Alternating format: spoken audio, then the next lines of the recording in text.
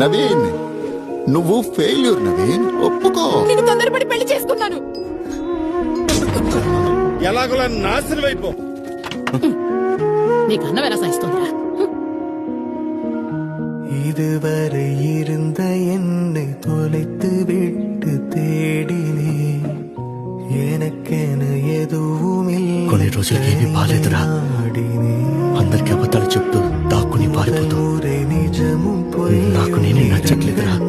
మీ నాన్న నిద్ర పట్టట్లేదురా. పడుతుందో లేదో కూడా తెలీదు. I'm sorry, sir.